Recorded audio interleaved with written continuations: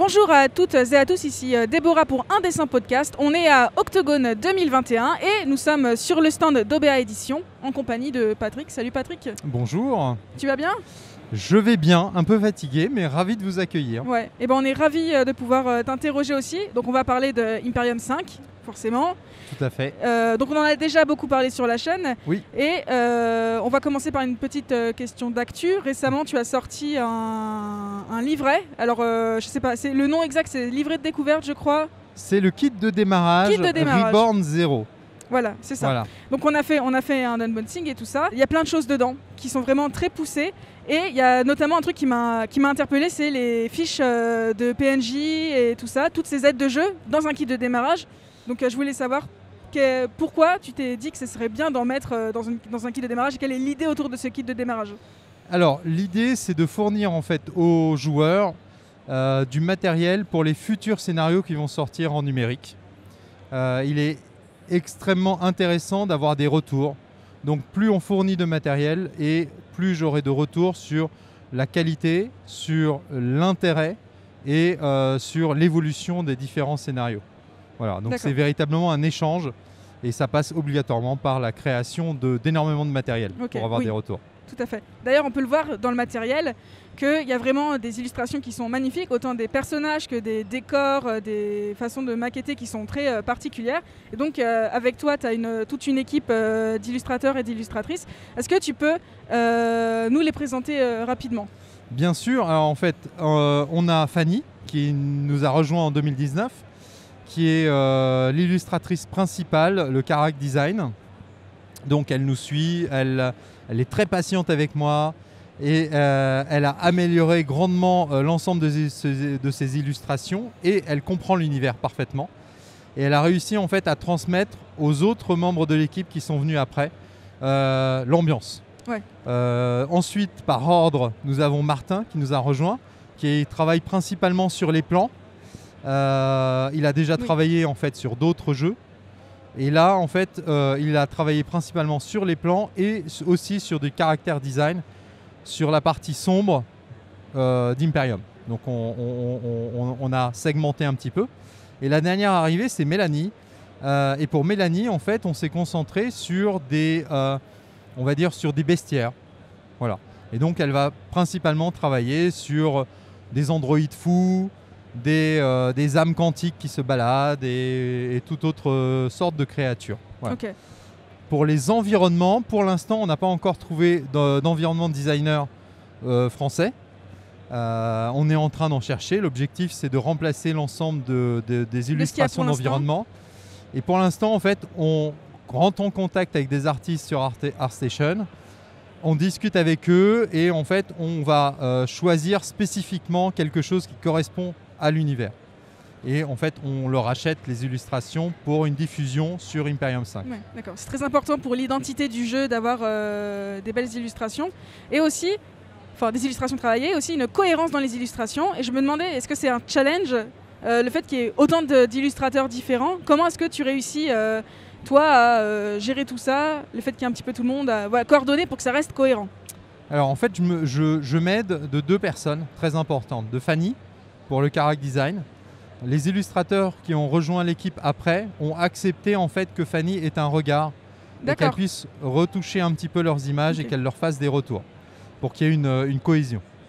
Au niveau de tout ce qui est ambiance, environnement, un des éléments importants, c'est Maud, qui a été en fait l'architecte et la touche graphique du jeu, du kit.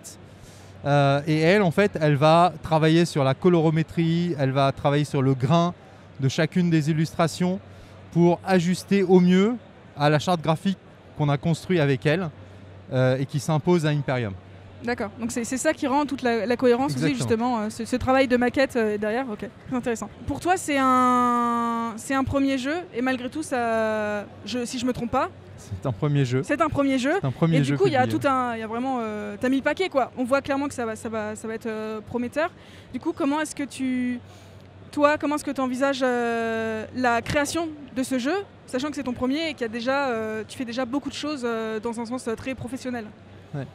En fait, moi, je voulais me faire plaisir.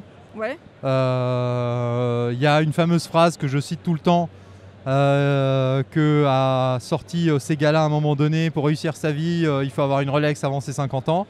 Moi, pour réussir ma vie, il me fallait mon jeu de rôle avant mes 50 ans. Et pour faire un jeu de rôle, c'est un partage. Et ce partage, il passe par mon plaisir et par le plaisir que les gens vont avoir à accueillir ce jeu.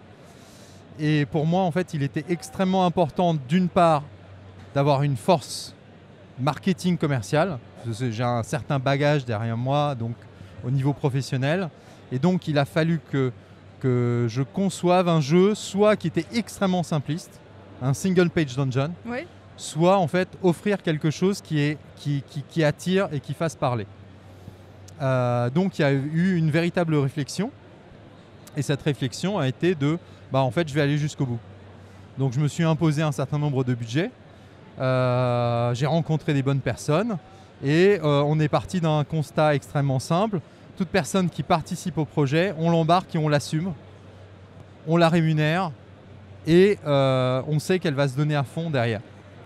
On a cadré financièrement, d'un point de vue marketing, la communication, la charte graphique. En fait, c'est un véritable projet. Ouais. Et j'en ai géré des dizaines et des dizaines et des dizaines. Donc ça ne change rien en soi. Là, ce qui va être extrêmement intéressant, qui est très challengeant pour moi, c'est d'avoir cette communauté et de ne pas la décevoir. Ouais. Voilà. Et D'accord. ça, en fait, je n'ai aucune expérience. Oui, donc c'est vraiment le. Voilà. le Et c'est truc, pour ça que j'ai sorti ce kit avec moult matériel. Ok. Bon, on arrive un petit peu à la fin de l'interview. Est-ce que tu aurais un dernier mot ou un point actu, quelque chose que tu voudrais ajouter? Bien sûr, j'ai un Alors. point d'actu Ah. extrêmement important. Ah. Je pense que beaucoup en ont déjà parlé. Imperium 5, personne ne le connaît. On va apprendre à le connaître Ouais. et on va partager et on va le faire évoluer. Bâton RPG, c'est un jeu qui fonctionne extrêmement bien. C'est un jeu qui fait parler de lui Mhm. et qui, en fait, au fur et à mesure, va aussi travailler pour OBA Édition. Et notre objectif, c'est de sortir beaucoup plus de ces jeux-là, de donner de la visibilité aux gens, de faire participer les illustrateurs derrière et de les distribuer gratuitement, soit en physique, soit en PDF. Voilà. Et donc en physique, c'est un petit peu déjà commencé à Octogone. On a En vu physique, c'est un petit peu déjà commencé, des mais il y aura un avenir à Super Bâton RPG. D'accord. Je ne peux pas vous en parler parce que je ne connais pas l'avenir, mais je vais Il y en aura pousser certaines personnes, je vais les torturer pour qu'elles sortent des jeux. Donc on est sur des news extrêmement... des breaking news, comme on dit. Exactement. Bon. Voilà. Bah, merci beaucoup pour ces Merci nouvelles, à vous. pour avoir J'ai répondu été à nos ravi questions. de vous voir en physique et de vous rencontrer à Octogone. Exactement, c'était un plaisir. Et donc on va vous dire au revoir à toutes et à tous. Et merci beaucoup d'avoir regardé cette vidéo. Et je vous dis à bientôt sur Indécent Podcast. Salut!